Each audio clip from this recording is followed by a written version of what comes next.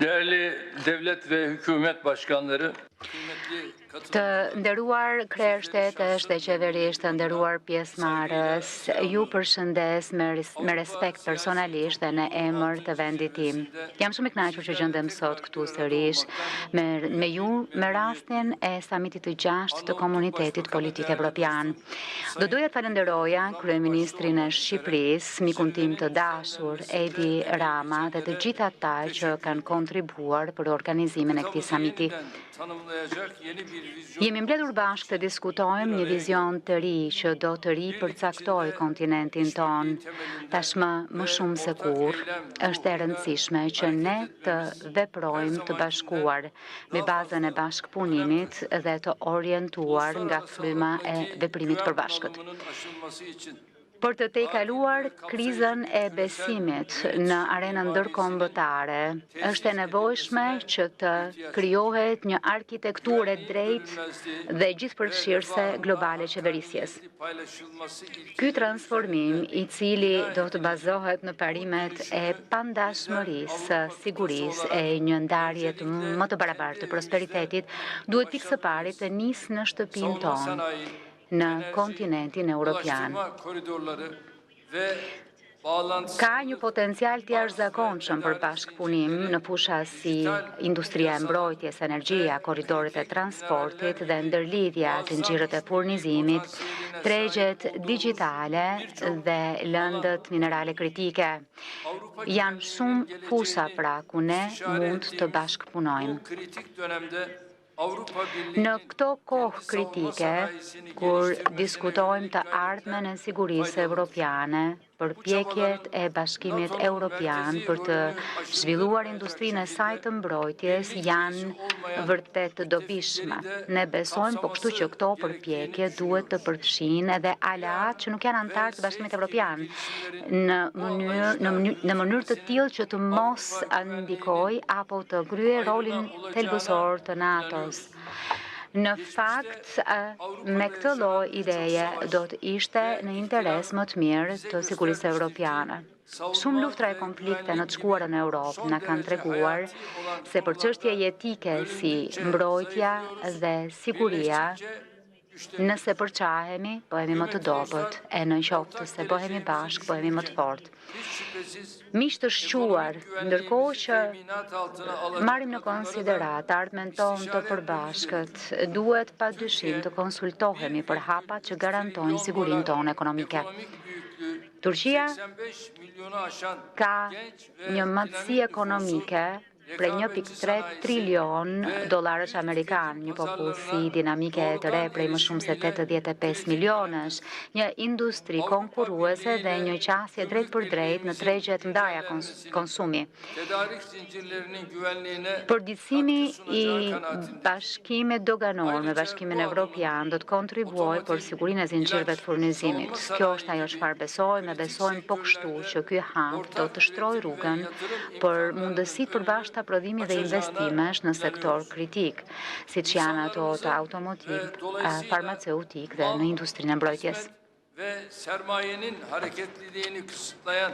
Praktikat e vizave, si ajo e Schengenit, që kufizojnë lëvizshmërinë e njerëzve tanë për rrjedhoj të madhrave, shërbimeve e kapitalit, duhet të rishikohen me investimet tona gjatë viteve të fundit dhe marrëveshjet e arritura në fushën e gazit, po i afrohemi gjithmonë më tepër objektivit ton për ta shndruar vendin ton në një qendër të rëndësishme energjetike për gjeografinë e rajonit.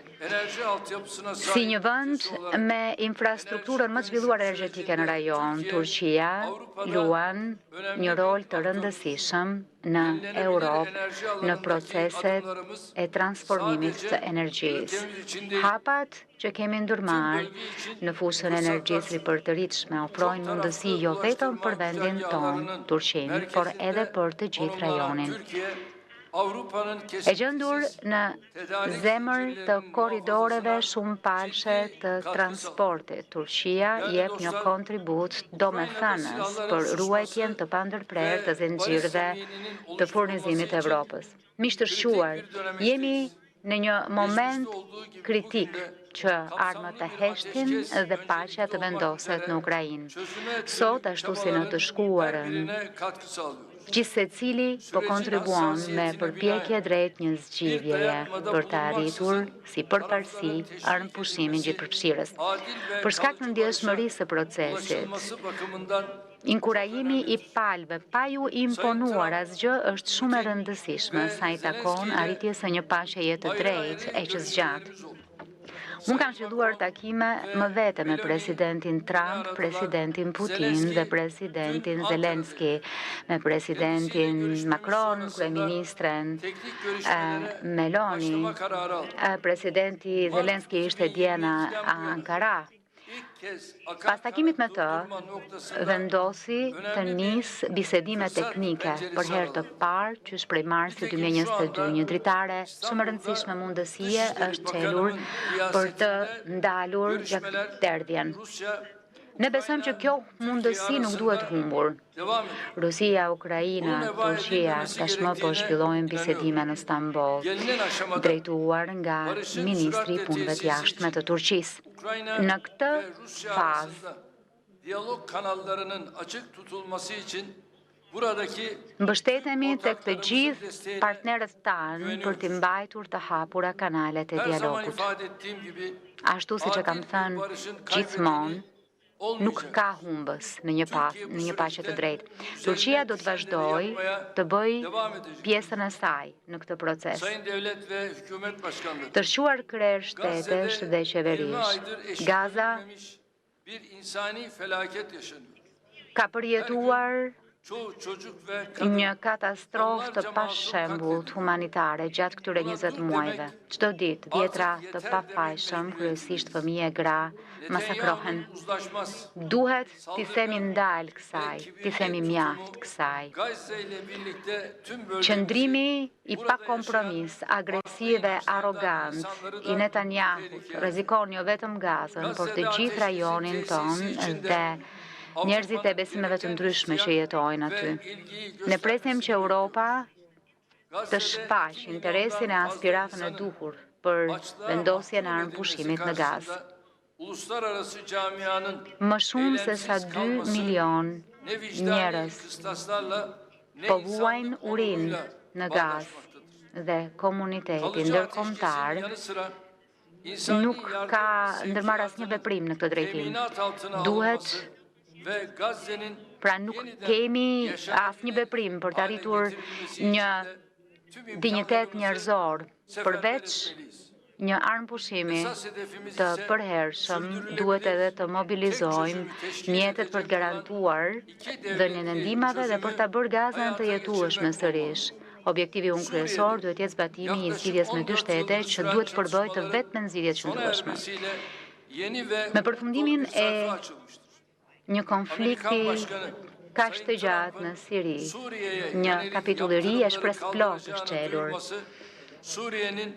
Deklarata e presidentit Trump që SBA-ja do të heqë sanksionet ndaj Sirisë është një hap mjaft i vlefshëm, ndërmarr që Siria të ecë përpara sa më shpejt jetë e mundur. Me këtë vendim, presidenti Trump ka treguar edhe një herë se sa rëndësi i kushton stabilitetit dhe zhvillimit rajonal. Shpresojmë që ky vendim do të shërbejë si shembull për vendet e tjera. Presim që sanksionet e vendosura nga Bashkimi Evropian kundër ish regjimit të hiqen menjëherë e që të ofrohet mbështetje financiare për aktivitetet e rindërtimit të vendit. Kjo mbështetje do të ketë po ashtu një efekt përshpejtues për kthimin vullnetar, dinjitoz e të sigurt të sirianëve që gjenden jashtë vendit. Të shquar krerë shtetesh e qeverish. Mjedisi aktual ku pasigurit po rriten na detyron që të bëhemi bashkë për gjetur zgjidhjet përbashkëta. Unë besoj sinqerisht se kur garantojmë solidaritet, mirëpërdorim të burimeve tona e bashkëpunim të sinqert, nuk do të ketë asnjë kërcënim as sfidë që nuk do të mundemi ta tejkalojmë si kontinent.